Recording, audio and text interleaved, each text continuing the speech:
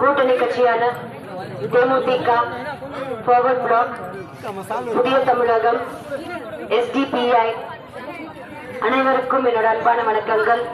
அனைத்து இந்திய அண்ணா திராவிட முன்னேற்ற கழகத்தின் நிர்வாகிகளுக்கும் கோடான கோடி தொண்டர்களுக்கும் என்னோட அன்பான வணக்கங்கள். நம்ம எல்லாருக்குமே தெரியும், வருகின்ற ஏப்ரல் 19ஆம் தேதி பாராளுமன்ற தேர்தல் வருகிறது. அந்த தேர்தலில் நம்ம எல்லாரும் ஒரே ஒரு விஷயம் நல்லா ஞாபகம் வச்சுக்கணும். இந்த விடியல் தரேன்னு சொல்ற இந்த திருட்டு திமுகவை நீங்கள் அனைவரும் டெபாசிட் இழக்க வைக்க வேண்டும். அது மட்டும் இல்லாம செய்யாம மக்களை ஏமாத்திட்டு இருக்கிற இந்த திருட்டு பாஜகவையும் நீங்க டெபாசிட் இழக்க வைக்க வேண்டும். இந்த திருட்டு திமுக என்ன பண்ணாங்க? ஆட்சிக்கு வந்ததுக்கு அப்புறம் 3 வருஷம் என்ன பண்ணாங்க? மக்களுக்கு என்ன பண்ணாங்கன்னா ஒன்னும் பண்ணல. ஏதாவது தமிழ்நாட்டுக்கு ஏதாவது வளர்ச்சி வந்ததுன்னா எதுவும் கிடையாது. தமிழ்நாட்டுக்கு ஒரு மக்களுக்கு ஏதாவது உரிமை பெற்று தந்தாங்கன்னா இந்த 1000 ரூபாய் கொடுத்தேன் அப்படி சொல்லிட்டு பெருசா சாதிச்ச மாதிரி சொல்றாங்க. ஆனா அந்த 1000 ரூபாய் கூட மக்களுக்கு எதுவுமே போய் சேரல, பெண்களுக்கு எதுவுமே போய் சேரல. பாதி பெண்களுக்கு சேராம அது எந்த கணக்குல போய் சேரும்ன்றது எனக்கு தெரியல. கிட்டத்தட்ட போற இடத்துல எல்லாம் உதயநிதி கிட்ட பெண்கள் அனைவரும் எல்லா மாவட்டத்தில இருந்தும் கேள்வி கேட்க ஆரம்பிச்சிட்டாங்க. எங்களுக்கு 1000 ரூபாய் வருது இல்ல அப்பா அப்படி சொல்லிட்டு இருக்காங்க. தம்பி 1000 ரூபாய் வருது இல்ல எங்களுக்கு, சும்மா சொல்றீங்க நீங்க சொல்ல ஆரம்பிச்சிட்டாங்க பெண்கள் எல்லாரும். அந்த அளவுக்கு இந்த திருட்டு திமுக மோசமான ஆட்சி இங்க செஞ்சுக்கிட்டு இருக்கு. அதுவும் அந்த 1000 ரூபாய் தகுதி இருக்கிறவங்களுக்கு தான் தருவாங்களாமா. இந்த 1000 ரூபாய் தகுதின்றது என்ன வார்த்தை? இது சமூக நீதிக்கான வார்த்தையா? இதெல்லாம் சமமா நடத்துற வார்த்தையா? சமத்துவமான வார்த்தையா? கிடையவே கிடையாது. இது பெண்களை முற்றிலும் பெண்களை ஏமாத்திக்கிட்டு பெண்களுக்கு எதிரான ஒரு ஆட்சி எதுனா இந்த திருட்டு திமுகவோட ஆட்சி தான்.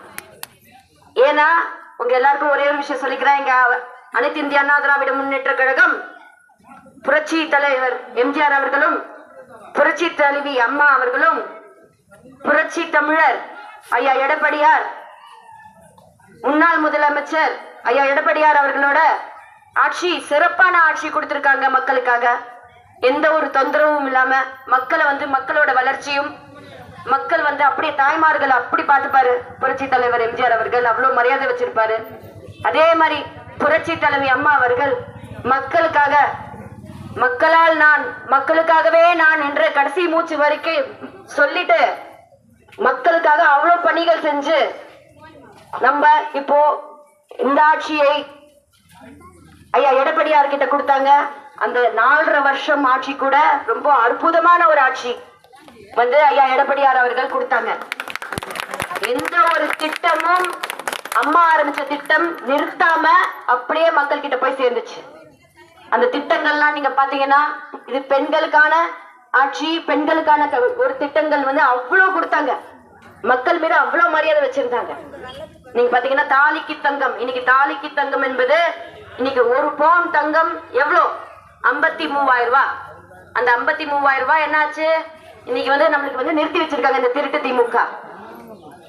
அதே மாதிரி நீங்க நினைச்சா கூட இன்னைக்கு ஏழை எளிய மக்கள்னால அந்த 53,000 ரூபாய் கொடுத்து ஒரு தங்கத்தை வாங்க முடியாது. அந்த அளவுக்கு விலைகள் எல்லாமே பயங்கர ஜாஸ்தி ஆயிடுச்சுன்னு நான் சொல்லுவேன்.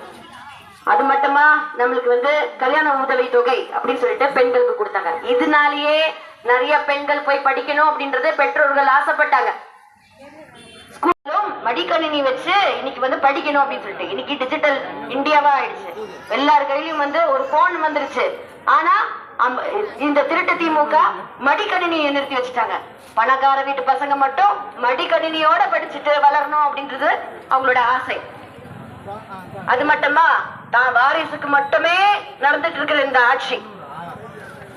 மிக்சி கிரைண்டர் கொடுத்தாங்க அம்மா, அதையும் நிறுத்தியாச்சு. எதுக்கு கொடுத்தாங்க? வீட்டுக்கு வேலை போறவங்களுக்கு எல்லாருக்கும் இந்த கஷ்டம் இருக்க கூடாது.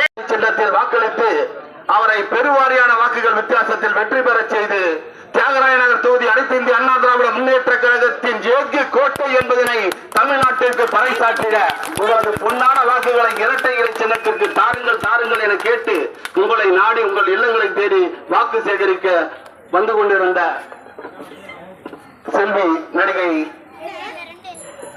காயத்ரி ரகுராம் அவர்களின் பேச்சை கேட்ட கழக தோழர்களுக்கும் பொதுமக்களுக்கும் மற்றும் ஒத்துழைப்பு நல்கிய காவல்துறை அன்பர்களுக்கும் நன்றி நன்றி நன்றி. திருமதி பத்மாவதி அம்மாள் சால்வை நிறுத்தி கௌரவிக்கிறார்.